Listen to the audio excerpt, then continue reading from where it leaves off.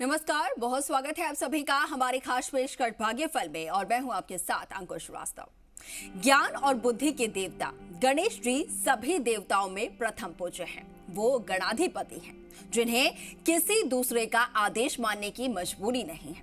ये ऐसे देवता हैं जो हर प्रसंग में जीवन को शुभ लाभ की दिशा देते हैं। वो विघ्नहर्ता हैं, मार्ग की सारी अड़चनों को दूर करने वाले हैं। श्री गणेश की प्रतिमा लाने से पूर्व या घर में स्थापना से पहले ये सवाल हर किसी के सामने आता है कि श्री गणेश जी की सूंड किस तरफ होनी चाहिए, किस दिशा में होनी चाहिए। आज इसी विषय पर हम बात करेंगे और इसी विषय पर हमें विस्तार से जानकारी देने के लिए हमारे साथ जुड़ रहे हैं ज्योतिष परिषद एवं शोध संस्था अध्यक्ष ज्योतिष आचार्य पंडित पुरुषोत्तम गौर जी। आचार्य जी प्रणाम, आपको बहुत स्वागत है आपका। जी आयुष्मान श्री राम जय राम जय राम मेरे राम की जय हो। तो देखिए आचार्य जी का रुख करेंगे, लेकिन उससे पहले अगर आपके मन में भी कोई शंका है, कोई परेशानी अगर आपके जीवन में है तो आप भी हमारे साथ जुड़ सकते हैं और पंडित जी से अपनी समस्या का हल जान सकते हैं।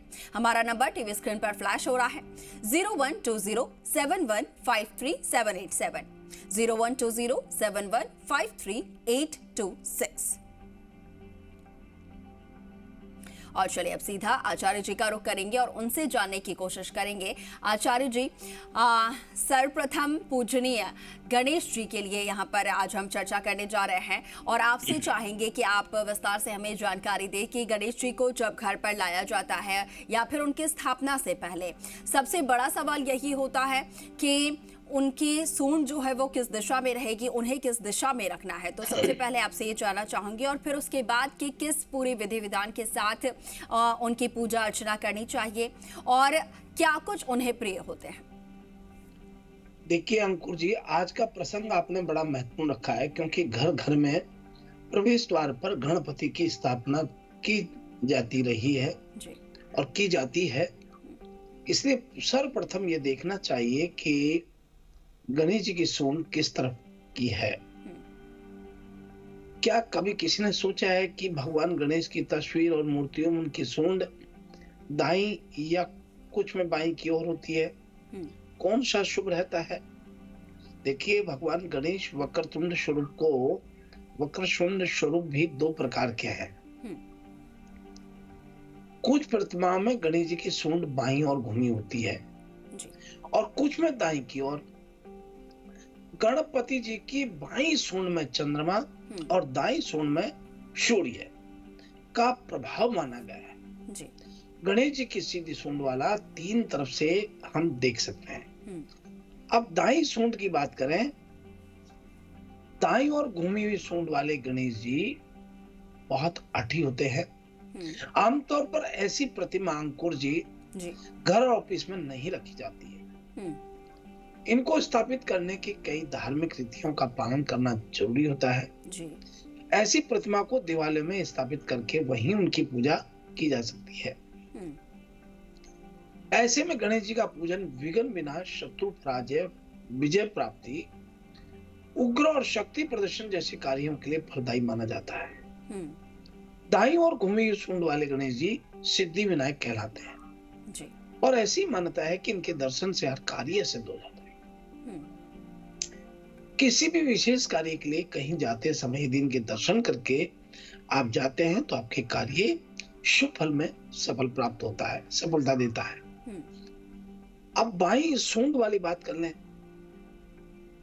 कि सिंहासन पर बैठे हुए गणेश जी की प्रतिमा जिनकी सूंड बाईं ओर मुड़ी होती है उन्हें पूजा घर में रखी जानी चाहिए। इनकी पूजा के घर में सुख, शांति, समृद्धि आती है जी। ऐसी मूर्ति की पूजा स्थायी कार्यों के लिए की जाती है जैसे शिक्षा, धन प्राप्ति, व्यवसाय उन्नति, संतान सुख, विवाह, सृजन कार्य, पारिवारिक खुशहाली। घर के मुख्य द्वार पर श्री गणेश जी की मूर्ति का तस्वीर बाईं सूंड वाला शुभ माना गया है जी। बाईं और घूमी हुई सूंड वाले गणेश जी की स्थापना करना बहुत शुभ मानते हैं और विघ्न विनाशक कहलाते हैं। इन्हें घर में मुख्य द्वार पर लगाने के पीछे तर्क ये होता है जी। कि कहीं बाहर जाते हैं तो कई प्रकार की बलाएं, विपदाएं, नेगेटिव एनर्जी हमारे साथ आ जाती हैं तो घर में प्रवेश करने से पहले जब हम विघ्न विनाशक गणेश जी के दर्शन करके और प्रवेश करते हैं तो सभी नेगेटिव एनर्जी वहीं रुक जाती है जी। हमारे घर में प्रवेश नहीं कर पाती और बाहर रुक जाती है। इस घर में पॉजिटिव एनर्जी रहती है और वास्तु दोषों का समापन होता है, नाश हो जाता है जी।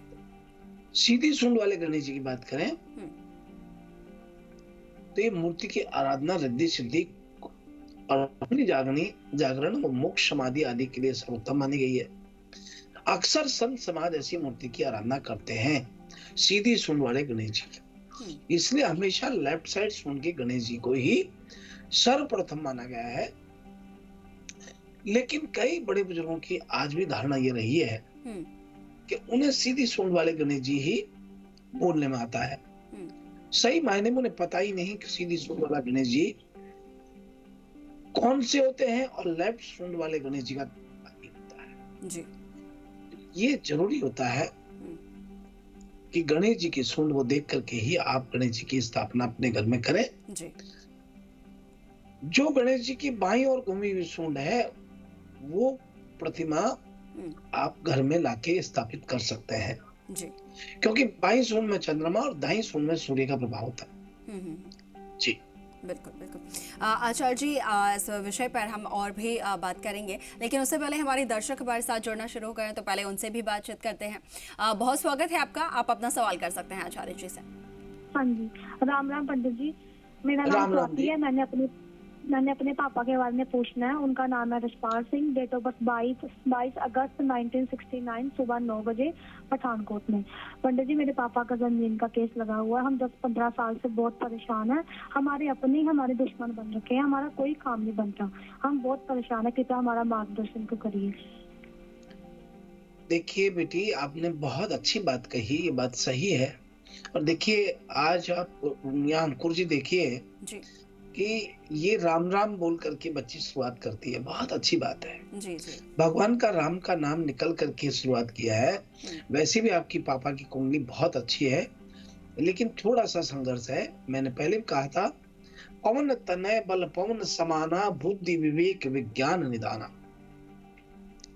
आपके पापा कहो इस चौपाई का खूब खूब जो है जाप करते रहे।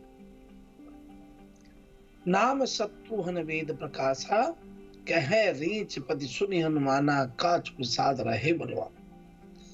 जाके सुमरन तेरी पुनासा, नाम शत्रुहन वेद प्रकाशा। गोस्वामी तुलसीदास जी की चौपाई है। इनको आप कहना अपने पापा से कि इनका स्वाध्याय करें, प्रतिदिन करें। 7 मंगलवार 7 अलग अलग मंदिरों में सिंदूर का चोला चढ़ाए और जय श्री राम की ध्वज लगाए। आपको भगवान राम जी कृपा से पापा को सफलता मिलेगी प्रॉपर्टी में, और आपका हक कहीं नहीं जाने वाला है जी। आचार्य जी, बात यहाँ पर हो रही थी श्री गणेश की, भगवान गणेश की विघ्नहर्ता है, और ऐसे में जैसा कि आपने बताया है कि मंदिर में स्थापना के लिए जो सूंड है वो दाई दिशा में होनी चाहिए, और घर पे अगर स्थापना करनी है या फिर मुख्य द्वार पर करनी है तो फिर बाएं दिशा में उनकी सूंड होनी चाहिए। इसके साथ ही आपसे ये जानना चाहूँगी कि अगर घर के मुख्य द्वार पर लगा रहे हैं तो क्या कोई दिशा भी इसके लिए तय है, या कोई जगह, जैसे कि कुछ लोग हैं वो बिल्कुल सेंटर में लगाते हैं घर के ऊपर, लेकिन क्या सही दिशा होगी वो आपसे जानना चाहूँगी। देखिए ये बात सही है, लेकिन मैं आपको बहुत स्पष्ट कर दूं कि मकान जिस तरफ देखेगा वहीं तो वो गणेश जी को दिखाना पड़ेगा जी। वैसे जब गणेश जी की मूर्ति विराजमान करते हैं तो ब्रह्म स्थान पूर्व दिशा और उत्तर पूर्व के कोण को हम सबसे ज्यादा श्रेष्ठ मानते हैं। लेकिन दक्षिण पश्चिम का कोण यानी ये अग्नेय कोण यहाँ पे स्थापित कर सकते हैं। नैऋत्य कोण में भी ये शुभ मानी जाती है, लेकिन वो तो जहाँ मकान का मुख होता है ना अंकुर जी, वहीं उनको स्थापना करनी होती है, क्योंकि वास्तु के अनुसार घर के मुख्य दरवाजे पर प्रतिमा को लगानी होती है जी। तो घर परिवार के लोगों की तरक्की देती है। और घर के मुख्य द्वार पर क्यों लगाई जाती है मैंने इस बारे में बताया है जी जी। तो अब मानिए कि इससे वास्तु दोष भी निवारण होते हैं और मुख्य दरवाजे पर लगाने पे कई प्रकार के फायदे होते हैं। जैसे आप ये मान के चलिए कि घर के अंदर वाली जो अपन लगाते हैं मूर्ति, कई बार आजकल आगे पीछे ऐसे लगाते हैं जी। ऐसे, तो ऐसे भी लगा सकते हैं। लेकिन कार्यस्थल पर गणपति की खड़ी मुद्रा वाली मूर्ति स्थापित करनी चाहिए। जी ठीक है आचार्य जी। और भी कॉलर्स हमारे साथ जुड़ रहे हैं, दर्शक लगातार हमारे साथ जुड़ रहे हैं, उनका रुख कर लेंगे। बहुत स्वागत है, बताइए क्या जानना चाह रहे हैं आप। नमस्कार पंडित जी। जी नमस्कार जी पंडित जी, मैं मेरी भतीजी के बारे में जानना चाहता हूँ। इसका जन्म है श्री विजयनगर तहसील, श्री गंगानगर जिले में, राजस्थान, और 1/5/2009 का जन्म है, सुबह 1:30 का। तो मैं इसके बारे में ये जानना चाहता हूँ, इसकी शिक्षा कैसी रहेगी आगे, परिवार में उन्नति वगैरह कैसी रहेगी। इसके माता पिता का देहांत हो चुका है, दोनों का ही। देखिए ये बात सही है कि वो माँ बाप का दोनों का सुख कम मिलता है।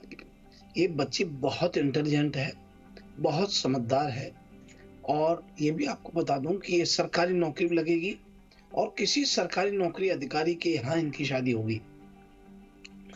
परिवार को लेके चलने वाली है और सभी परिवार के लिए त्याग करने वाली बच्ची रहेगी।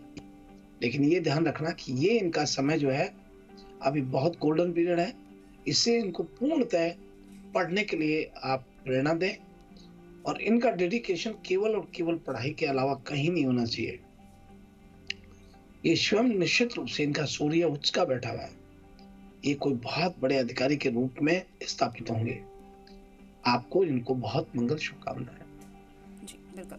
और भी कॉलर्स हमारे साथ जुड़े हैं आचार्य जी, उनका भी रुख कर लेंगे। बहुत स्वागत है, आप बताइए अपना क्या जानना चाहते हैं, सवाल कीजिए। मैं सुजानगढ़ से बोल रहा हूँ, सुरेंद्र जी। नमस्कार सुरेंद्र जी। अंकुर जी, आपको भी नमस्कार जी। आचार्य जी, आपके चरणों में मेरा अनंत नमस्कार है। आयुष्मान श्री राम, जय राम जय राम, मेरे राम की जय हो। This call is now being जी सुरेंद्र जी, आप अपना सवाल कीजिए।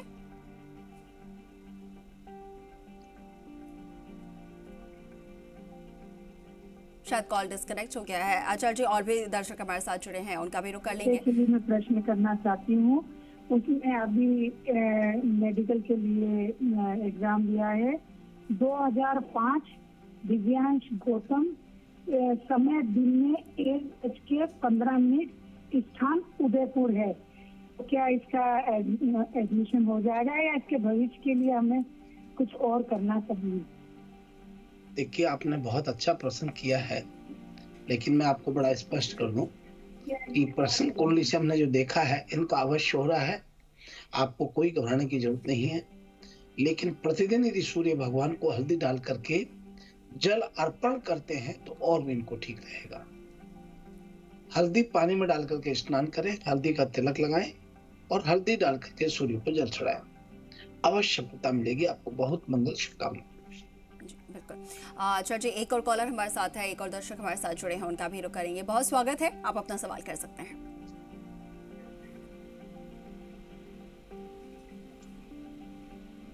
आवाज मिल पा रही है आपको? नमस्कार जी। जी नमस्कार। मैं बेदाराम चौधरी बाड़मेर जिले से बोल रहा हूँ जी। मैं मेरे बच्ची के बारे में, उनकी शादी कब होगी उसके बारे में पूछना चाहता हूँ जी। बच्ची का जन्म 28/3/2002 है। बच्ची का नाम प्रेमलता है और दोपहर को 12 बजे जन्म हुआ। देखिए आपकी बेटी की जो हम बात कर रहे हैं शादी की 2000, ये तो अभी बहुत लेट होती है, 2025 के करीब होती, 25 के बाद होती है।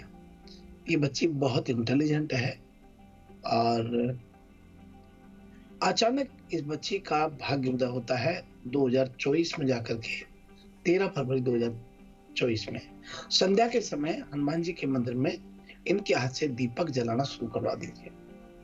बहुत मंगल शुभकामनाएं। जी बिल्कुल। आचार्य जी, यहाँ पर बात हो रही थी विघ्नहर्ता श्री गणेश की। इसके साथ ही आपसे ये भी जानना चाहूंगी, आज गुरुवार का दिन है और ऐसे में गुरुवार का दिन भगवान विष्णु का दिन होता है। साईं बाबा के लिए भी लोग जो है व्रत और पूजा करते हैं, साईं बाबा के भी। तो ऐसे में आपसे जानना चाहूंगी कि अगर आज के दिन अगर जो लोग व्रत कर रहे हैं भगवान विष्णु के लिए और साईं बाबा के लिए, तो ऐसे में कौन कौन सी वो चीज़ें हैं जिनका उन्हें ध्यान रखना होगा। भगवान विष्णु की बात की जाए तो क्या क्या उन्हें भोग लगा सकते हैं और क्या क्या ऐसी चीज़ें हैं जो कि उन्हें बहुत प्रिय है और उन्हें अर्पित करनी चाहिए।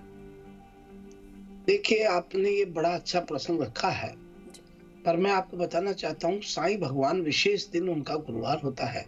ये आपकी किस्मत बंद दरवाजे खुले हैं, बंद हैं, उनको खोल देता है। और गुरुवार के दिन साईं बाबा को विधिवत पूजा करके आरती करें, चालीसा करें।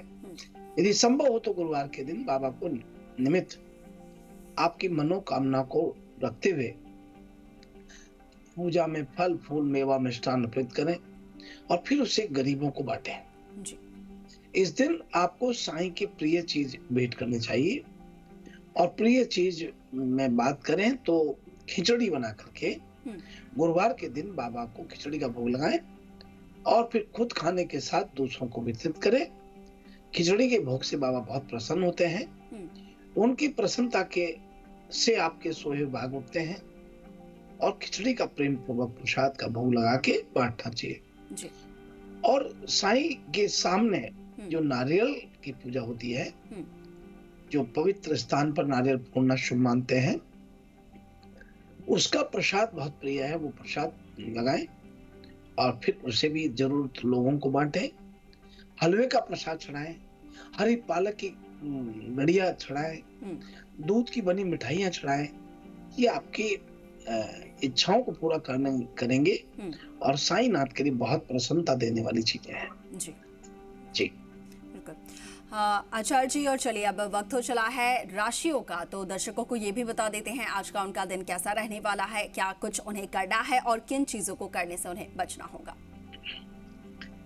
तो अंकुर जी, हम बात कर रहे हैं मेष राशि से शुरुआत करते हैं। आज मेष राशि के जातकों को आपके सोचे हुए काम संपूर्ण होते दिखाई दे रहे हैं। आज आसपास के लोगों से सहयोग आपको प्राप्त होगा।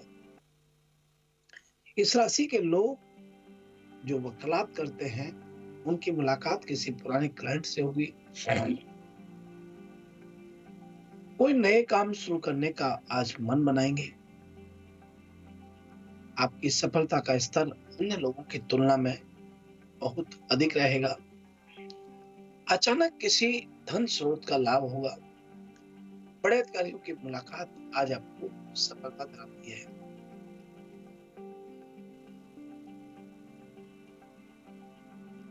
और अब आइए हम बात कर रहे हैं वृषभ राशि वाले लोग। आज आपको इनकम में बढ़ोतरी के लिए किसी की मदद मिलेगी। किस्मत आपके साथ रहने वाली है। आज ऑफिस का काम रोज की तुलना में बहुत बेहतर तरीके से पूरा होगा। जीवन साथी किसी काम के लिए आपकी तारीफ करेंगे, इससे मन बहुत खुश रहने वाला है। और अब आइए हम बात कर रहे हैं मिथुन राशि वाले लोग।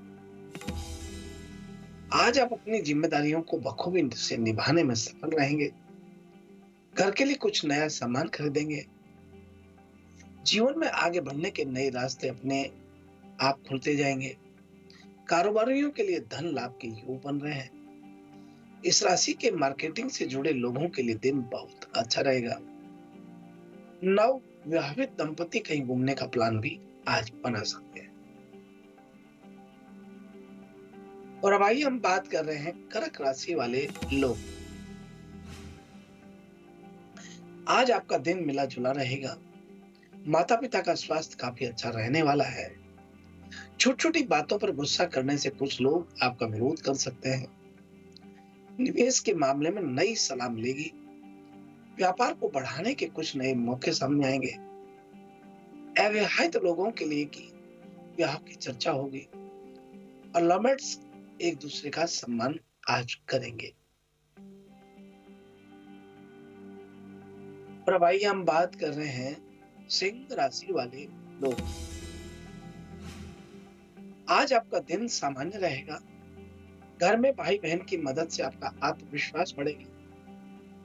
काम को टालने से बचना चाहिए। समय से काम पूरा कर लेना बेहतर रहेगा। परिवार के सुख भाग्य में बढ़ोतरी होगी। जीवन साथी के साथ ज्यादा समय बिताने की कोशिश करेंगे। ऑफिस में आपको राय रखने का आज मौका मिलता है। और अब आइए हम बात कर रहे हैं कन्या राशि वाले लोग। आज आपका दिन बहुत उत्तम रहने वाला है। आर्थिक लाभ के अच्छे अवसर प्राप्त हो। यात्रा से आपको लाभ हुआ। किसी मित्र से कार्यों में पूरा करने में सहयोग मिलेगा। परिवार के सभी सदस्यों के साथ आपकी सामंजस्य बनेगा। आध्यात्म की तरफ रुझान अधिक रहे। अपने कार्यों को पूरा करने में कामयाबी मिलेगी। दाम्पत्य जीवन में खुशियां बरकरार रहने वाली है। और अब आइए हम बात कर रहे हैं तुला राशि वाले। आज आपका दिन बहुत अच्छा रहने वाला है। आपकी आर्थिक स्थिति और मजबूत होगी। किसी पारिवारिक विषय को लेकर जीवन साथी से फोन पर लंबी बात आज आपकी होती है। वाहन चलाते समय थोड़ी सावधानी बरतनी। व्यापार में साझेदारी की सोच रहे हैं। उस विषय से जुड़े लोगों की सलाह आज जरूर। छात्रों को सफलता मिल रही है। और बात कर रहे हैं वृश्चिक राशि वाले लोगों के। आज वृश्चिक राशि के जातकों को दिन कई दिनों से चले आ रहे मानसिक तनाव से छुटकारा मिलेगा। आज ऑफिस के कार्यों में सहकर्मियों का सहयोग प्राप्त होगा। किसी जरूरी कार्य से की गई यात्रा लाभदायक। दाम्पत्य रिश्तों में मजबूती आएगी। कोई नई बात सीखने को मिलेगी। इस राशि के साहित्य से जुड़े लोग कई बड़ी खुशी। और बात कर रहे हैं धनु राशि वाले लोगों। आज आपका दिन खुशियों से भरा रहेगा। कारोबार में लाभ होने के योग बन रहे हैं। इस राशि के प्रोफेसर्स को सम्मानित किया जाएगा। राजनीति से जुड़े लोगों को सफलता मिलेगी। आप किसी से उपहार मिलेगा जिससे पूरा दिन मन प्रसन्न रहेगा। घरेलू कार्यों को निपटाने में सफल रहेंगे। यही योजना के तहत अपने कैरियर में बदलाव लाएंगे। और अब आइए हम बात कर रहे हैं मकर राशि वाले। आज आपका दिन शानदार रहने वाला है। काम का बोझ थोड़ा ज्यादा रहेगा। फिलहाल नया काम शुरू करने से बचना चाहिए। परिवार से जुड़ा कोई बड़ा फैसला लेने से पहले सबकी बात जरूर सुनना चाहिए। कुछ चीजों में आपको लोगों से उलझने से बचना चाहिए। लंबे समय से रुके हुए कार्य आज पूरे हो। और बात कर रहे हैं कुंभ राशि वाले। आज आपको कोई अच्छी खबर मिलेगी जिससे पूरा दिन प्रसन्न रहेगा। कोर्ट कचहरी के मामले में आज आप जीत हासिल कर कैरियर में आगे बढ़ने के नए अवसर आपको आज प्राप्त। और बात कर रहे हैं मीन राशि वाले लोग। आज आपके व्यक्तित्व निखार आएगा। आपके घर में मेहमानों का आगमन होगा। व्यापार के सिलसिले में आपको यात्रा करनी पड़ेगी। आपका स्वास्थ्य बेहतर रहेगा। आध्यात्म के प्रति लगाव बढ़ेगा। जीवन साथी के सहयोग से काम पूरे हो जाएंगे। आपका स्वास्थ्य यह है अपना राशि। जी बिल्कुल बिल्कुल आचार्य जी, बहुत शुक्रिया आपका हमारे साथ जुड़ने के लिए और तमाम जो दर्शक हमारे साथ जुड़े उनकी समस्या के समाधान के लिए भी आपका बहुत शुक्रिया जी। शुभ आशीर्वाद, शुभ प्रभात। श्री राम जय राम, जय जय राम, मेरे राम की जय। और चलिए इसी के साथ फिलहाल के लिए भाग्यफल में इतना ही, लेकिन आप बने रहें जी राजस्थान के साथ। नमस्कार।